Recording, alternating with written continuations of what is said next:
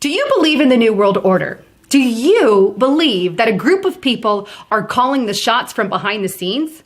Or how about the United Nations? Do you believe that the UN is attempting to usurp some of our American sovereignty in order to implement their globalist laws and rules and regulations? Never mind the fact that that's what the UN has actually done. Case in point, the Paris Climate Accords, the Migrant Compact, the disarmament and recruitment soldiers that they have online, not to mention Agenda 21, which all call for the reorganization of not only our immigration system, but many of our laws here in the US. Never mind that there's actual truth behind the United Nations and the New World Order. Do you believe that that's actually happening? Or what about the deep state? Do you believe that the deep state is against the president of the United States of America, trying to get him impeached, trying to get him out of office, and trying to frame him for fake Russia collusion, and today, even trying to link him above and beyond the Clintons with Jeffrey Epstein? Do you believe that? Or how about false flags? Do you believe that the government does things behind the scenes in order to ignite wars, for example, like Operation Northwoods, an admitted false flag by our US government? If you believe that they still happen today, then you have just been labeled likely of domestic terrorism by the FBI. Let me just take you to the report so you can see what I'm talking about. Now, the report was published May 30th of this year, 2019, so it's just a couple of months old. But it's titled by the FBI, Anti-Government, Identity-Based, and Fringe Political Conspiracy Theories Very Likely Motivate Some Domestic Extremists to Commit Criminal and Sometimes Violent Acts. So based off the title alone, they're saying if you talk about conspiracy theories, which is some of the stuff that I mentioned in the video just a moment ago, if you agree to some of that, if you talk about some of that, then you are encouraging others to do violence. Do you see how twisted of a world we're living in, where we can't even talk about actual facts because they're dubbing them conspiracy theories when many of them are not? And now, if you talk about them, it's considered motivating others to violence. Really? But let's get into the report. Now, who did they share this with for starters? It said the information was marked in this document as the property of the FBI and can be distributed with the federal government and its contractors. So it's going to the FBI, contractors, U.S. intelligence, law enforcement, public safety or protection officers, and individuals with the need to know. Basically, government and its branches and even some of its contractors and public safety officials all get this report. Moving on a little bit, what's inside of it?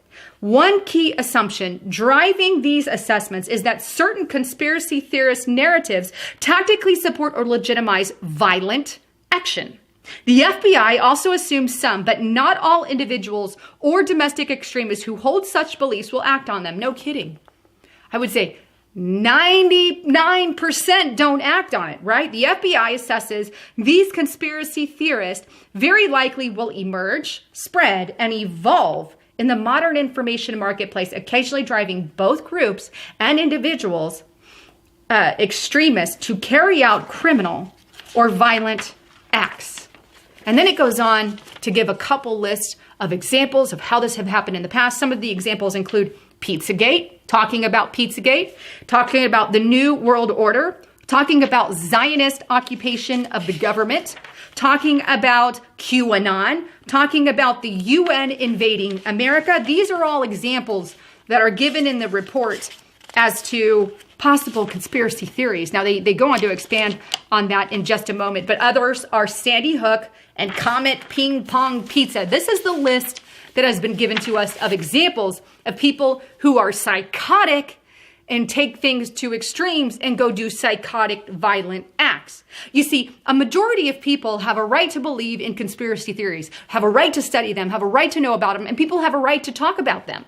That's just the fact that we live in. We don't go and attack them politically and say, you're not even allowed to talk about them because it may or might incur people to act on violence. That's like saying you can't write that music video that talks about guns or shooting or anything because it might incite some people to violence. Or that's like saying you can't believe and have a strong love of the earth.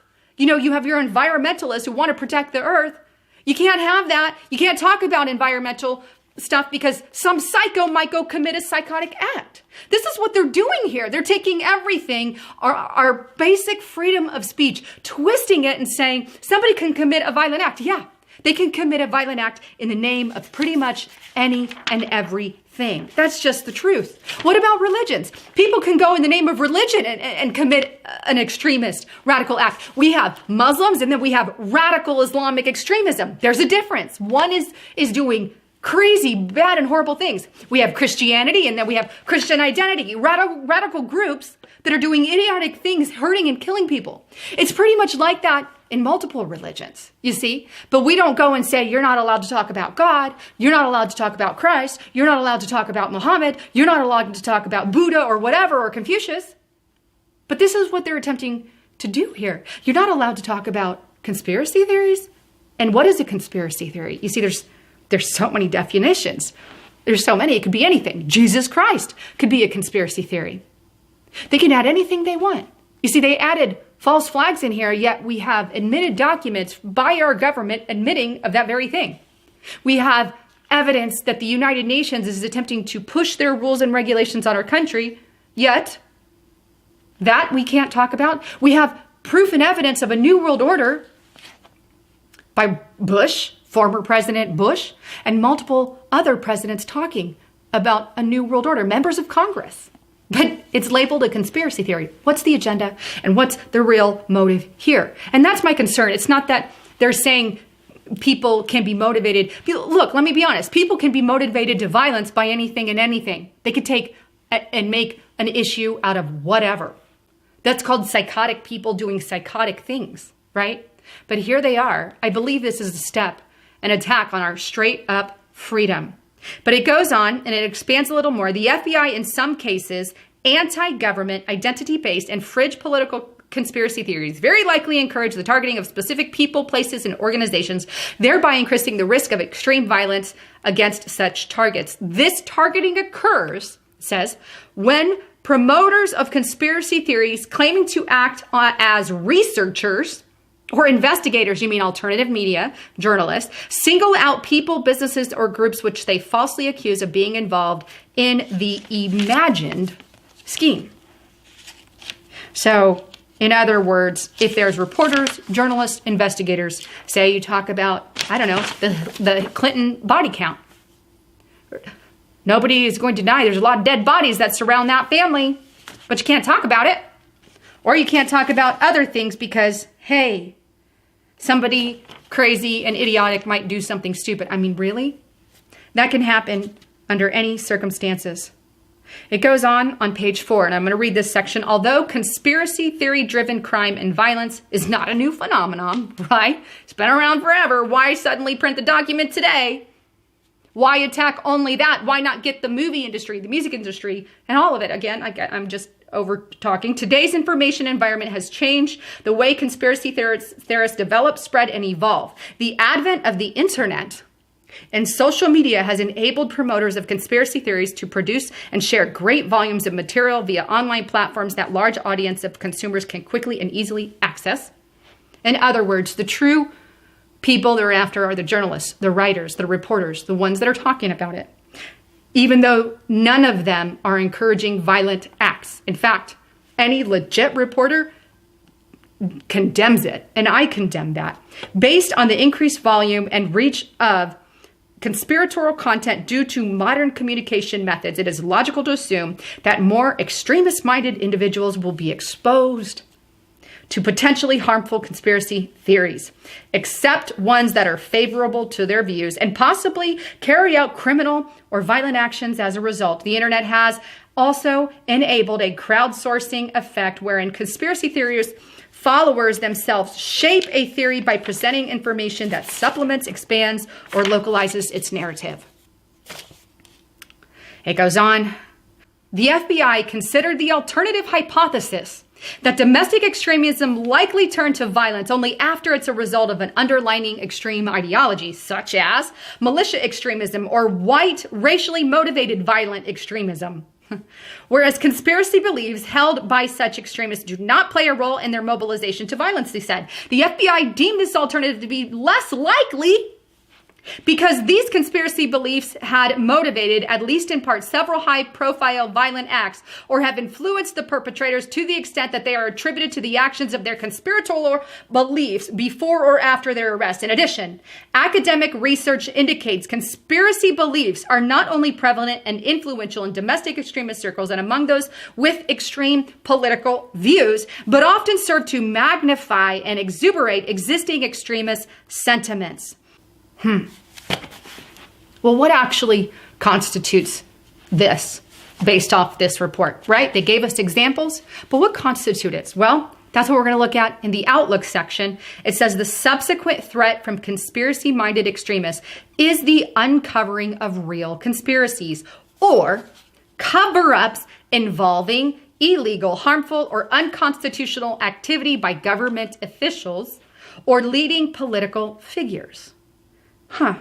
Indicating that these scenarios are emerging include disruptive plots or successful attacks against popular conspiracy theorist targets such as government facilities, synagogues, mosques, or partisan political figures. Now, what are they trying to say there? Well, see, here's the way we're heading in our culture.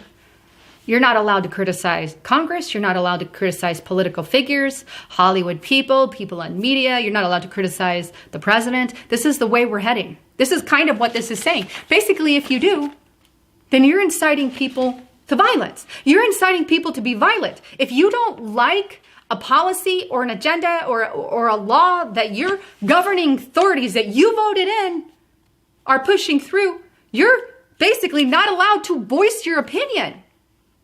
I mean, really? That's called communism. That's called tyranny. That's called being a dictator, telling people that they can't speak and say things. I mean, we are really, really pushing a thin line with our freedoms here. Since when did it become a crime to be against something politically? And maybe one could say that's not the line they're drawing. Maybe not here, but it's coming. This is the pre-write-up for that. They've already called for it. Members of Congress have already called for it. But pretty much anything that could get someone in trouble. Look, everything can get anyone in trouble in any way, shape, or form. We live in a very ugly world. There's good people and there's bad people. There's good people and there's people that screw things up. But we don't go changing all our laws because of a few idiots. And you guys know that. And that's why I love all of you guys. But it goes on to define what a conspiracy theorist is. It says, it is an attempt to explain events or circumstances as the result of a group actor working in secret to benefit themselves at the expense of others. Conspiracy theorists typically allege wrongdoing by powerful others, political officials, business, scientists, or marginalized group, Muslims and Jews, and are most prevalent among individuals with extreme political views. Some conspiracy theories point to weak circumstantial evidence but ignore stronger evidence that would refute their claims. Consequently, they are usually at odds with officials or prevailing explanations of events. So there you go. So basically, if you have a strong political view, which you have to have a strong political view if you're going to be involved in politics. That's who our politicians are. That's who our congressmen. They have hearts, a heart to get the job done. Some of them just want the money, and others want to flip our country inside out. But they're trying to say that basically conspiracy believes in a wrongdoing of a public person or thing, like the United Nations, like the New World Order. And it expands on that a little more in the second paragraph. I'll let you read that, but I want to give you some examples of what they're calling anti-government. As you can see, they have the heading anti-government, and underneath that, they have New World Order, United Nations, and false flags. I've got a question. How is being against the New World Order and the United Nations anti-government? I want government. We need government. We don't need a lot and a massive big government. No, I would personally like more states' rights than federal. That's how it was set up. But being against the New World Order doesn't mean you're anti-government. In fact, it's quite the opposite. You see, the New World Order wants to supersede and overtake and rule things from behind the scenes through the United Nations arm. They're linked, right? And through multiple other organizations. The UN, by the way, just merged with the World Economic Forum, big corporation in bed, and now merged with UN, the political arm. And you can't tell me that they want to usurp and take some of our freedom here in America. That's their whole agenda. That's not anti-America. That's being against someone wanting to remove the sovereignties of the people you elected into office. I elected Trump. We elected our congressmen and senators. Those are the ones that should be involved in our country, not the UN. So why is this even under anti-government? You see the real thing here. And then false flags, Zionist-occupied government, Islamobergs, and then on the last page it talks about Pizzagate and QAnon. These are the examples that they list as conspiracy theory. And anyhow, I love you guys. Please don't forget to subscribe to the channel. And please don't forget to check out my partner at noblegoldinvestments.com. Right now, I want to encourage you to get a Roth solid gold IRA. Today is the day to have something like that. They're good in today's environment because you never know where the dollar is going to go. So if you've not converted, please, I highly encourage you to do that and check it out in the description box below or call the number, which is also in the description box below. All right. Thanks again for tuning in. I'm Lisa Haven, signing out.